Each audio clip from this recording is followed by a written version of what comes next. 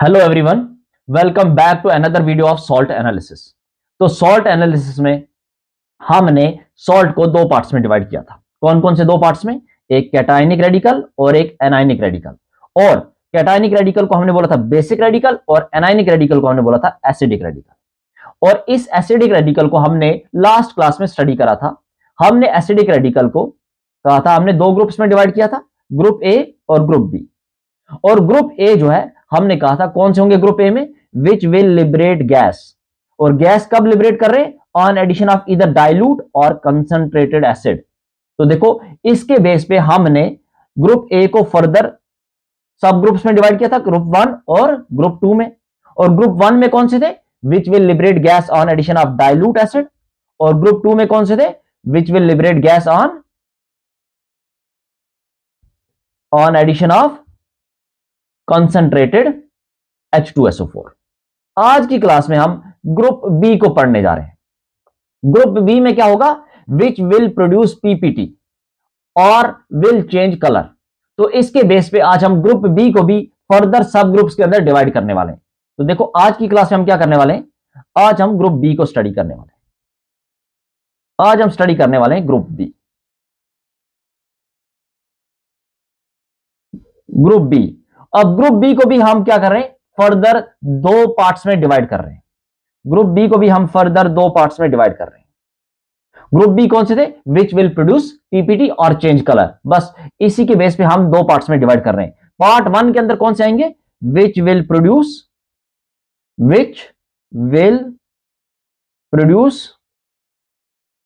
PPT, which will produce PPT on addition of suitable reagent, on addition of suitable reagent, on addition of suitable reagent। और ये हमने further इसको हम नाम दे दिया ग्रुप वन, सब ग्रुप वन। और एक और हम ले लेते हैं सब ग्रुप टू। सब ग्रुप टू के अंदर कौन सा आएगा? विच विल चेंज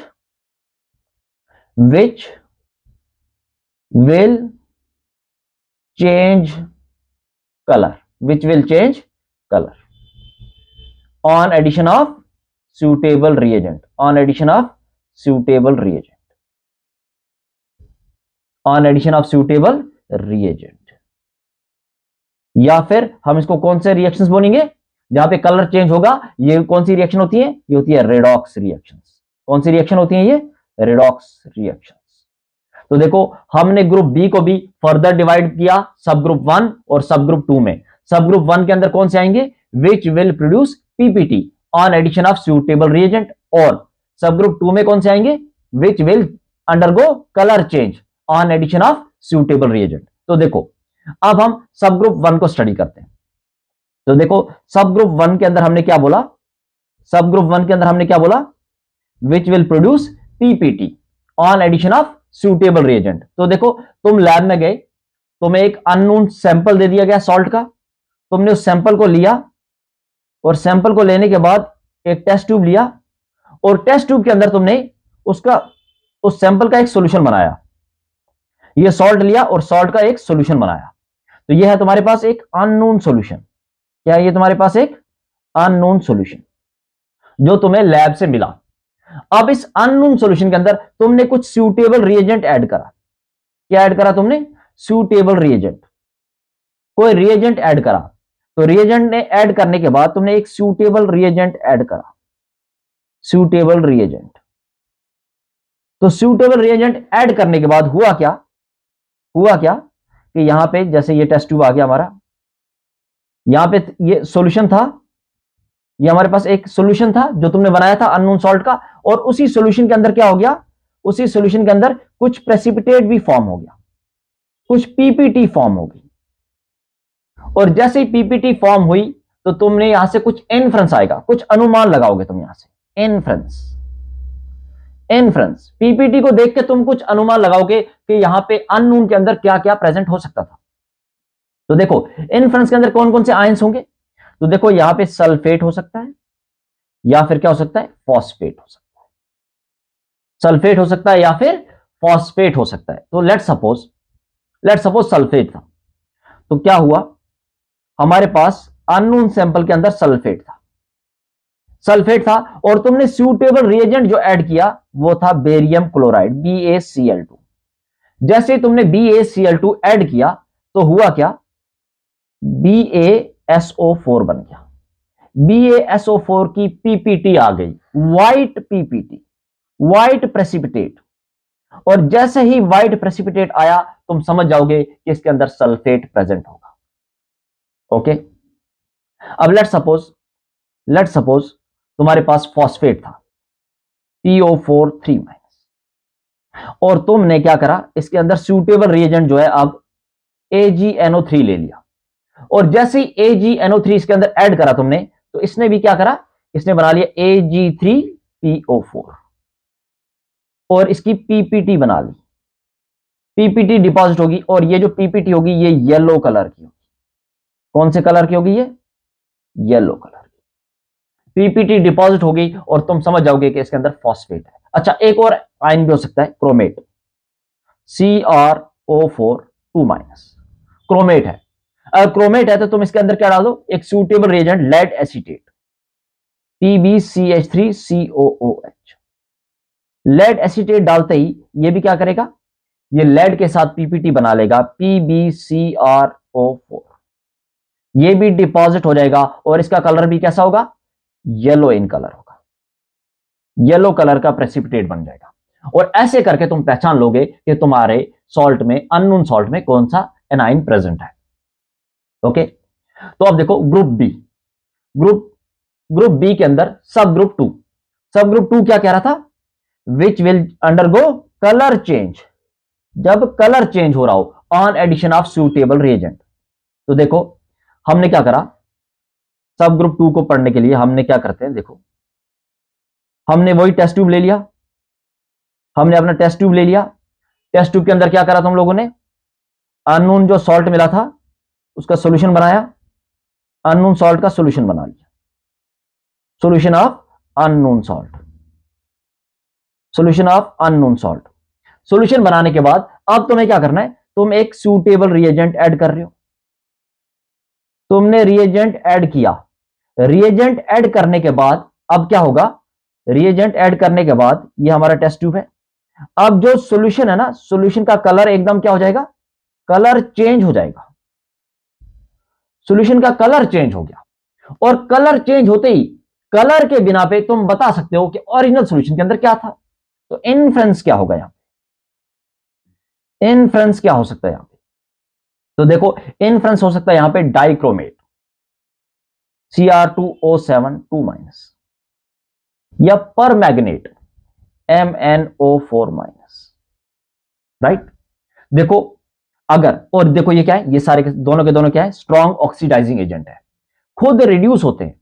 और जब ये खुद रिड्यूस होते हैं और इसी चक्कर में इनके पास क्या आ जाता है, कलर आ जाता है या कलर चेंज हो जाता है इनका, ये ऑलरेडी कलर्ड होते हैं, इनका कलर चेंज हो जाता है। तो देखो कैसे, लेट सपोज हमारे पास क्या है, डाइक्रोमेट Cr2O7 2-, डाइक्रोमेट है, इसके अंदर तुमने डाल दिया SO3 2- या SO2 डाल दो।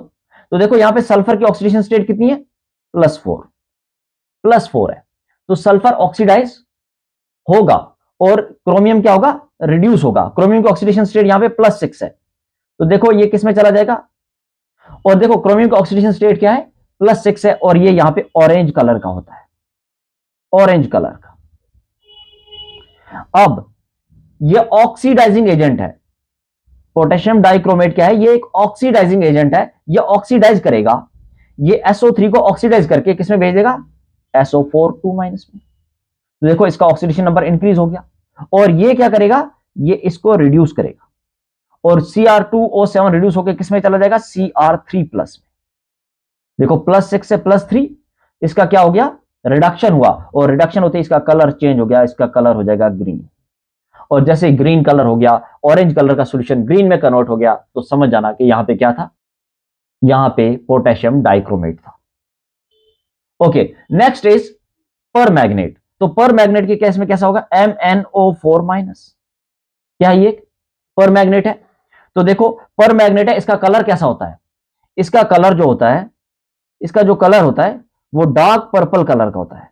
कैसा होता है, डार्क पर्पल कलर का होता है, डार्क पर्पल कलर का होता है। इसके अंदर सूटेबल रिएजेंट तुम ऑक्जेलिक एसिड डाल दो, C2O4 2- ऑक्जेलेट डाल दो, और ऑक्जेलेट डालते ही क्या हो जाता है, ये चेंज होता है Mn2+ में, और साथ में क्या हो जाता है CO2, राइट। तो देखो यहां पे ये किसमें था, +3 से +4 में गया है, तो इसका ऑक्सीडेशन नंबर इंक्रीज हुआ, इसका हुआ है ऑक्सीडेशन, और इसने MnO4 का क्या कराया, MnO4 का रिडक्शन कराया है। MnO4 यहां पे +7 से किसमें चला गया, +2 में, यहां पे इसका हुआ है रिडक्शन, और रिडक्शन हुआ, ये यहां पे था डार्क पर्पल, और जैसे Mn2+ में चला गया तो ये हो गया कलरलेस, कलरलेस। तो यहां पे भी क्या हुआ, कलर चेंज हुआ। तो कलर चेंज के बेस पे भी तुम आराम से इजीली पहचान सकते हो कि हमारे ओरिजिनल सैंपल में क्या प्रेजेंट है। ओके, तो देखो हमने एसिडिक रेडिकल को यहां पे पढ़ लिया। एसिडिक रेडिकल में क्या करा, हमने दो ग्रुप्स में डिवाइड करा, ग्रुप ए और ग्रुप बी, और ग्रुप ए को फर्दर सब ग्रुप 1 और सब ग्रुप 2 में डिवाइड करा, फिर इनको हमने इंडिविजुअली स्टडी करा, और ग्रुप बी को भी हमने सब ग्रुप 1 और सब ग्रुप 2 में डिवाइड करा, और इनको भी हमने इंडिविजुअली स्टडी करा।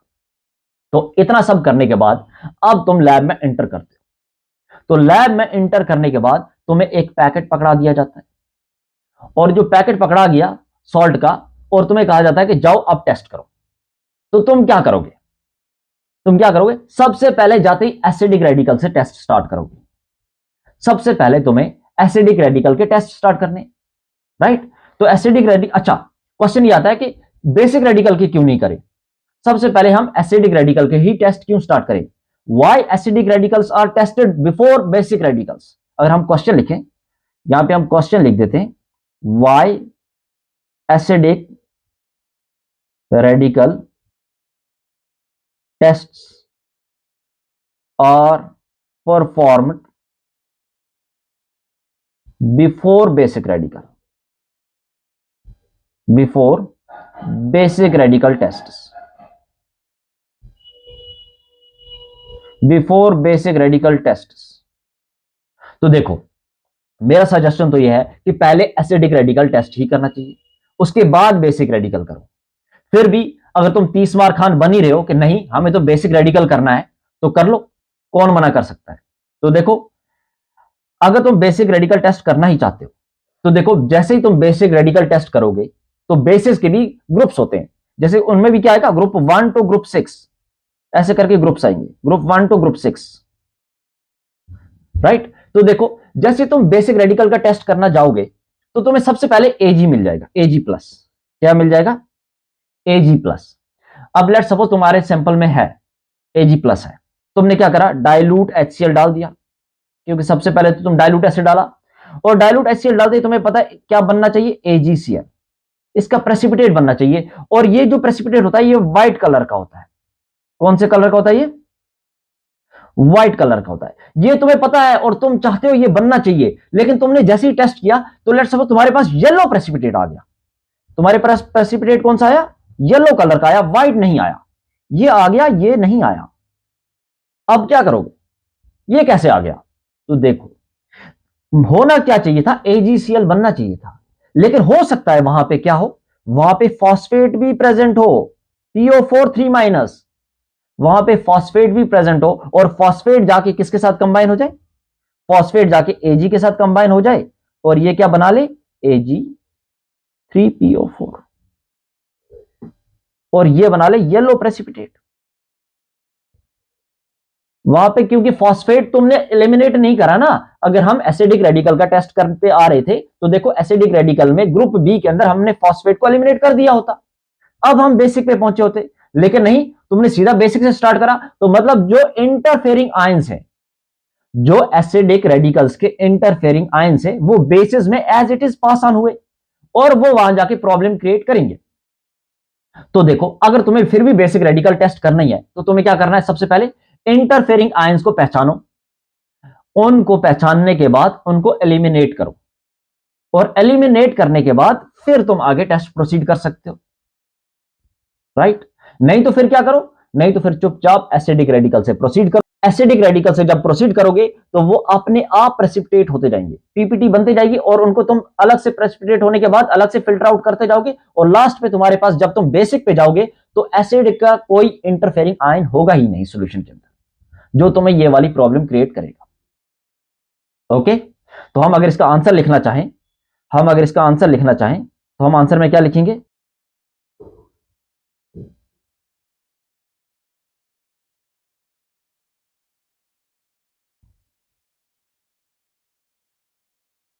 तो हम अगर इसका आंसर लिखना चाहें तो हम आंसर में क्या लिखना चाहेंगे? देखो हम इसका आंसर क्या लिखेंगे, ये हमारे पास इसका आंसर है, ये हमारे पास इसका आंसर है।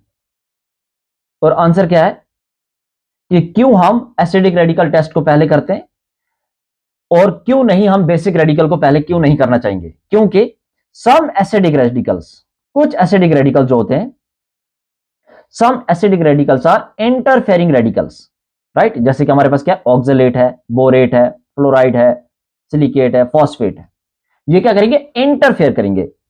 If any one of them is present that is to be identified first.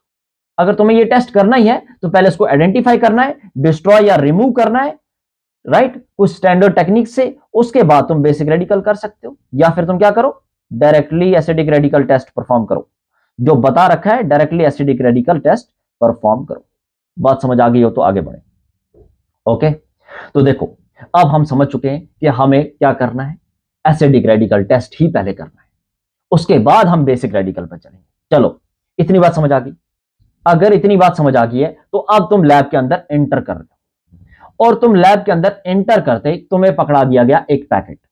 क्या पकड़ाया तुम्हें? एक पैकेट पकड़ा दिया गया, और पैकेट पकड़ाते ही तुम्हें बोला कि चलो अब टेस्ट स्टार्ट करो। तुम क्या करोगे? तुमने सबसे पहले जो सॉल्ट लिया, उस सॉल्ट को क्या करोगे? तुम एक टेस्ट ट्यूब लोगे, एक टेस्ट ट्यूब लोगे, और टेस्ट ट्यूब के अंदर तुम इसको, एक टेस्ट ट्यूब लिया तुमने, और टेस्ट ट्यूब के अंदर इसको तुमने ऐड किया, टेस्ट ट्यूब के अंदर तुमने इस सॉल्ट को ऐड किया, तुमने सॉल्ट को टेस्ट ट्यूब के अंदर ऐड कर दिया, और उसका सॉल्यूशन बनाया, solution of unknown, solution of unknown, solution of unknown. Okay, तुमने इसका सॉल्यूशन बना लिया। अब सॉल्यूशन बनाने के बाद तुम क्या करोगे? इसके अंदर क्या करोगे? तुम एसिडिक रेडिकल से प्रोसीड करोगे। तो सबसे पहले क्या ऐड करोगे? सबसे पहले क्या ऐड करोगे? डाइल्यूट एसिड ऐड करोगे, और डाइल्यूट एसिड ऐड करने के बाद तुम क्या करोगे? ये हमारे पास जो टेस्ट ट्यूब था, हमारे पास ये टेस्ट ट्यूब था, डाइल्यूट एसिड ऐड करने के बाद तुम देखोगे, ये टेस्ट ट्यूब था हमारे पास, ये हमारे पास टेस्ट ट्यूब था, इसके अंदर तुम्हारे पास सॉल्यूशन था अननोन, और तुमने इसके अंदर डाइल्यूट H+ ऐड किया, और तुम ये चाह रहे हो कि यहां से कोई गैस निकले, और गैस निकलने के बाद तुम इन्फ्रेंस अनुमान लगाओगे कि इसके अंदर क्या क्या प्रेजेंट हो सकता है। लेकिन लेट सपोज जो तुम्हें सॉल्ट दिया, लेट सपोज वो सॉल्ट AgCl था, लेट सपोज वो सॉल्ट AgCl था, AgCl इन द सेंस मतलब वो इनसॉल्युबल है। तुमने क्या करा?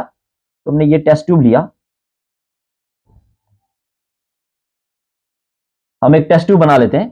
तुमने क्या करा? एक सॉल्ट लिया, ये हम टेस्ट ट्यूब बना रहे हैं,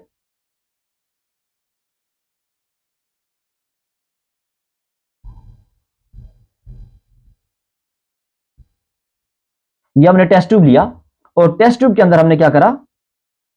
हमने सॉल्ट ऐड करा, सॉल्ट डाला।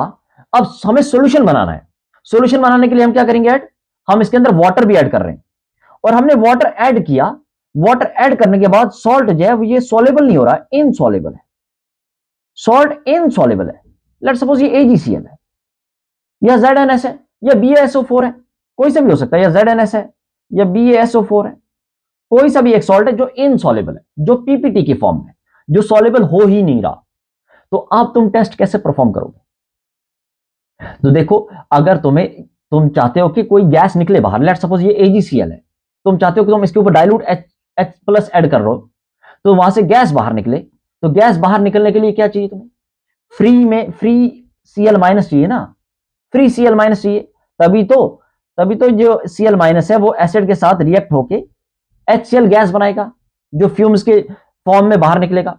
लेकिन Cl- यहां पे फ्री नहीं है, ये AgCl की फॉर्म में है, ये AgCl की फॉर्म में है, प्रेसिपिटेट की फॉर्म में है। तो जब ये प्रेसिपिटेट की फॉर्म में है तो तुम अब क्या करोगे? सबसे पहले इस इनसॉल्युबल सॉल्ट को तुम्हें क्या करना पड़ेगा? सॉल्युबल करना पड़ेगा। तुम्हें सॉल्ट को सॉल्युबल करना पड़ेगा। तो अब क्वेश्चन ये उठता है कि सॉल्ट को सॉल्युबल कैसे किया जाए। तो सॉल्ट को सॉल्युबल कैसे किया जाए? तो देखो, सॉल्ट को सॉल्युबल करने से पहले हम थोड़ा सा एक कॉन्सेप्ट पढ़ लेते हैं। What is sodium extract and neutralization sodium extract. तो क्वेश्चन क्या हमारा? What is soda extract?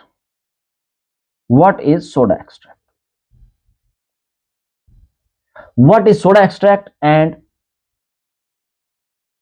Neutralized soda extract? Neutralized soda extract.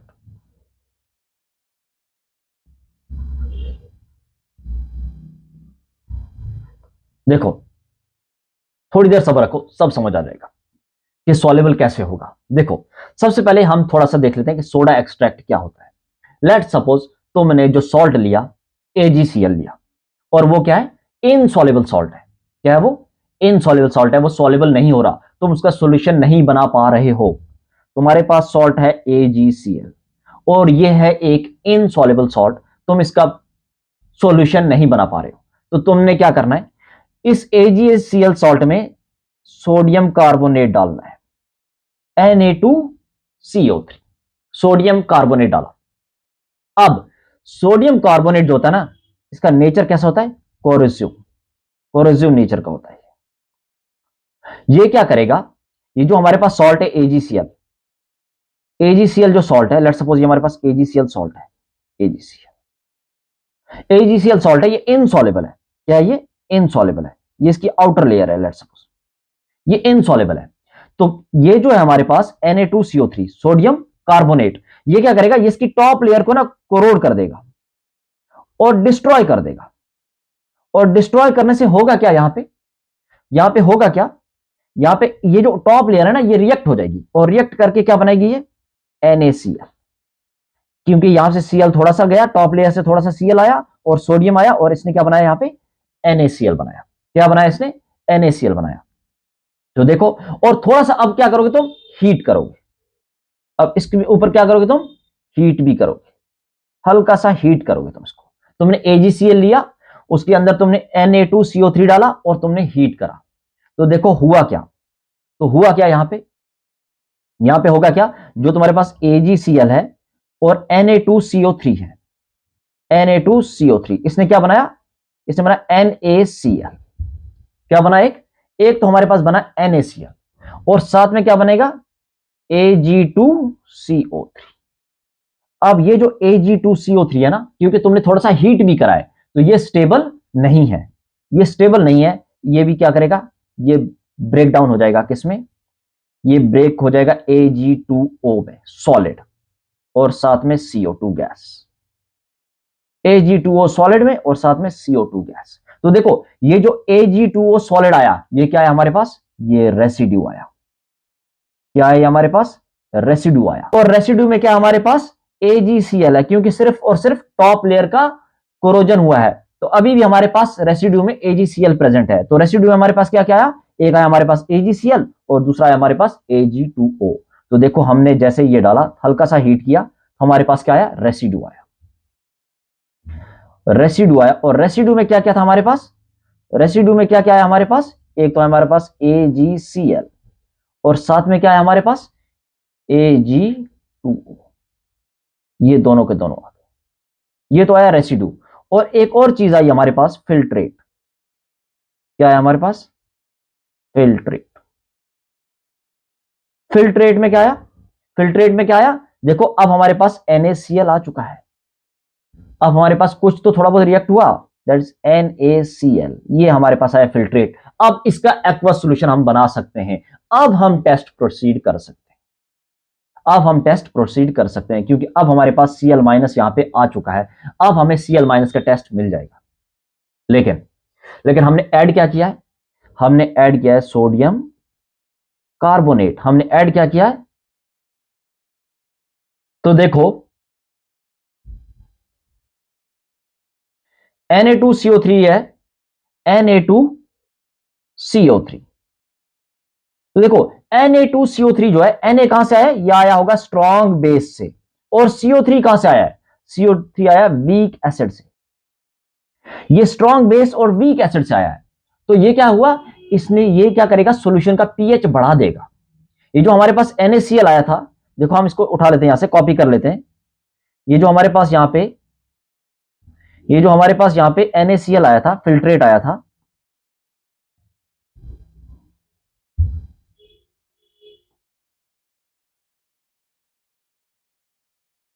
ये जो हमारे पास यहां पे फिल्ट्रेट आया था, हमने इसको कॉपी कर लिया। देखो हमारे पास ये जो फिल्ट्रेट आया था, ये जो फिल्ट्रेट आया हमारे पास NaCl, NaCl आया कब, Na2CO3 डालने के बाद। और जैसे Na2CO3 डाला, इसने क्या करा, सॉल्यूशन का पीएच बढ़ा दिया। पीएच बढ़ा के ऑलमोस्ट 12 पीएच पहुंच गए। सॉल्यूशन बेसिक हो चुका है, लेकिन हम टेस्ट एसिडिक रेडिकल के कर रहे हैं। तो क्या, लेट सपोज Cl तो आ गया, लेकिन क्या बाकी भी इसमें एसिडिक रेडिकल हो सकते हैं, बिल्कुल हो सकते हैं। क्या अब वो वाले एसिडिक रेडिकल यहां पे टेस्ट शो करेंगे, वो अब यहां पे टेस्ट शो नहीं करेंगे। तो मैं अब यहां से और आगे फर्दर कोई इंफॉर्मेशन नहीं ले सकता, तो मुझे क्या करना होगा, इसको न्यूट्रलाइज करना होगा। तो अब इसको न्यूट्रलाइज करने के लिए क्या करूं, अब इसको न्यूट्रलाइज करने के लिए क्या करूं, ये कौन सी सॉल्यूशन हो गया, बेसिक हो गई है, तो इसको न्यूट्रलाइज करने के लिए क्या करना पड़ेगा, क्या करना पड़ेगा, यस, इसमें एसिड का एडिशन करना पड़ेगा। इसमें क्या करना पड़ेगा, add mineral acid, add mineral acid, like HCl, like dilute HCl या फिर H2SO4। कब तक ऐड करेंगे, कब तक, टिल solution becomes